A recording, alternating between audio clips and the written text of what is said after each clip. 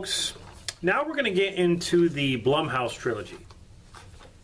I've already reviewed all of the Halloween films leading up to the Rob Zombie remakes. But yeah, now we're going to take a look at the Blumhouse movies. I don't own Halloween Ends because it sucks. I'm sorry, I don't. The only way I'll own that movie is if it comes in like a box set where it just comes with it, or if someone gives me money to go get it, fine. I don't think you should waste your money on it, but whatever. I know I'm not alone in that opinion, so, but yeah. In this video, we're going to talk about Halloween 2018, which I do like to an extent.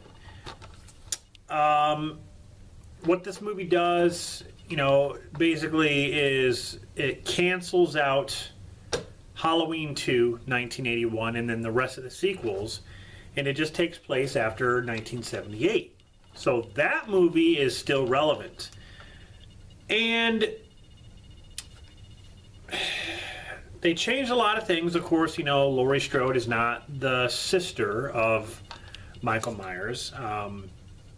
You know, in this movie, she waits like 40 years to confront him, or 40. You know, she's been gearing up for an encounter, if that ever does happen. She's been keeping tabs on Michael. He was arrested after 1978's massacre of her friends, and then she's been coping. She's been training herself to shoot guns, and gets a house that has a bunch of booby traps that she set up, and then, you know, cameras and security. It's just, she's been waiting that long. She's been dealing with trauma. She's been dealing, you know, she drinks, and she's a basket case. She's a mess.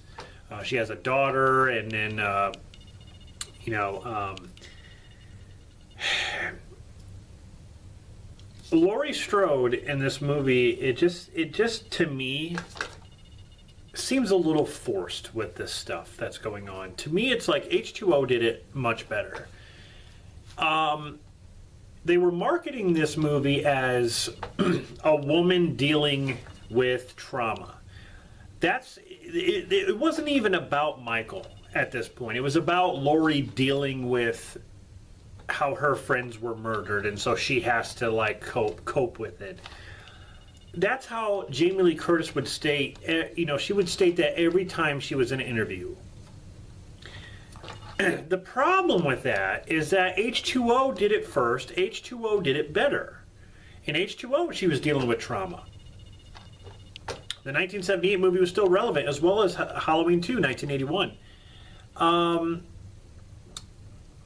H2O, she drank a lot. She was taking medication. She was having nightmares. She didn't want her son going out. She knew that Michael, you know, she moved away and changed her name. She moved out of Haddonfield all the way across the country, which in my mind is the smartest thing to do, rather than waiting 40 years in the fucking same town, you know, the same place that it happened, and waiting for an encounter so she can kill him even though he's in prison. It's like, I just don't see how that, people deal with trauma differently, but that just doesn't make sense to me.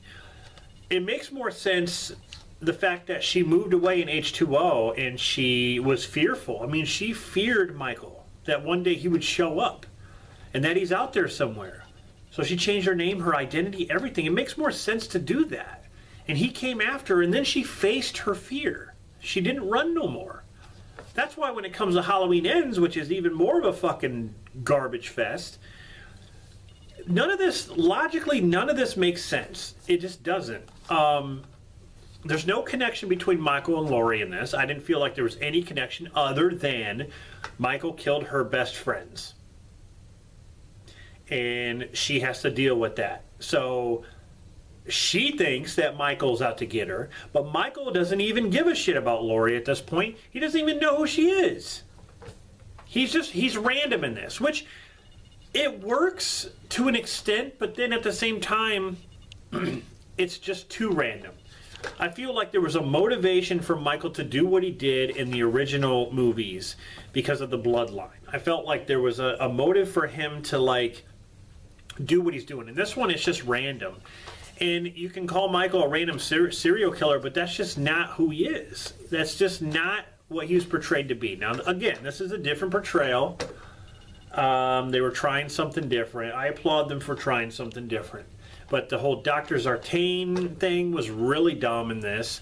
How he was the opposite of Loomis. He wanted to see why Michael kills. Like, what drives him to kill. And Zartane tries to kill the sheriff, and he's like, oh, that's what it feels like. It's like, really, dude? Like, come on. Like... just some stupid, corny jokes. The kills were actually pretty good in this movie. You know, I think they were, I wouldn't say they're top notch, but it was cool. James Jude Courtney, honestly, this guy, I really think he is, well, he's one of my favorite, he's definitely one of my favorite Michaels out there. He does Michael so good. The way he moves slowly, stalks people, raises the knife, does his thing. There's that whole one-take shot, which I really like, where Michael gets his mask and he's going around the neighborhood killing people. He goes into one house, hits this lady over the head with a hammer, comes out, you know, gets the kitchen knife and stabs this one girl. Like, it's all like one take. It's like one shot. It was really, really cool. That was cool. I would say that was probably the highlight of the movie. The confrontation between him and Laurie was okay.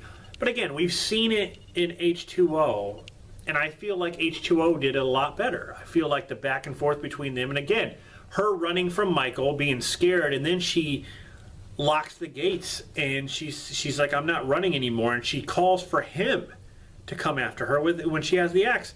I felt that was brilliant.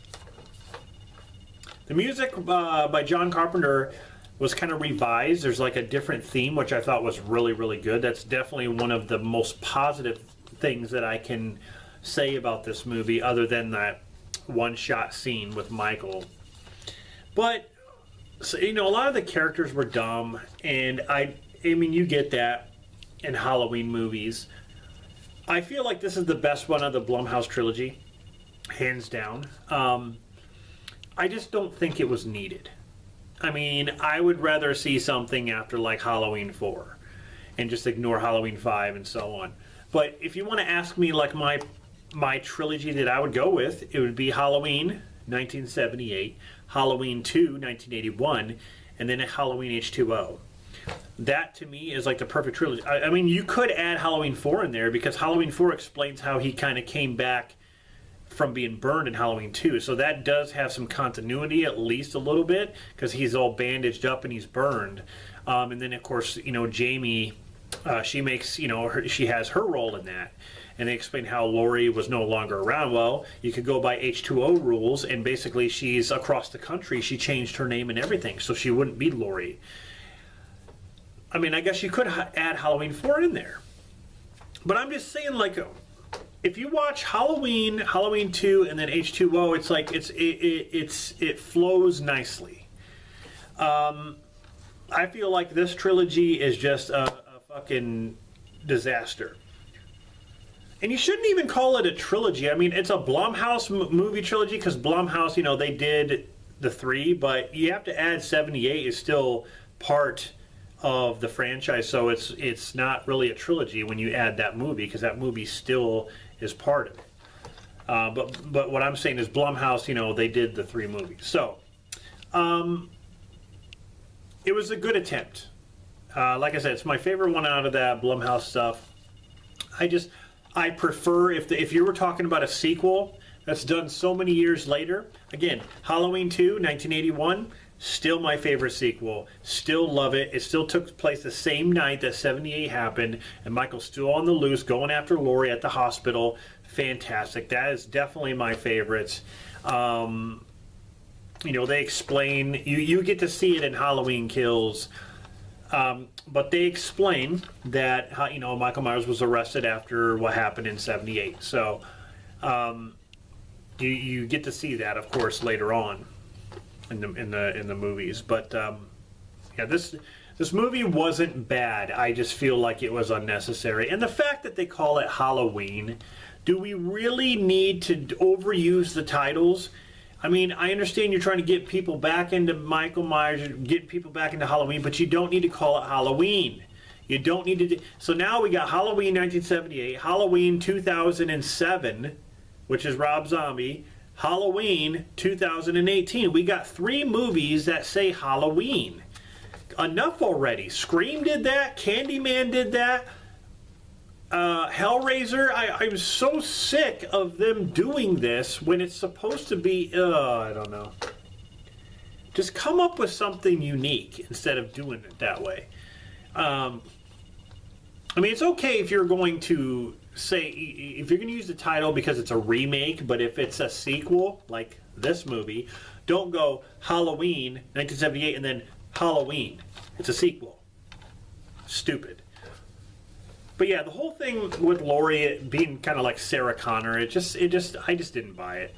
I really didn't buy it. I bought her performance in H2O a lot more dealing with trauma than this movie. I felt like there was hardly any trauma at all, really.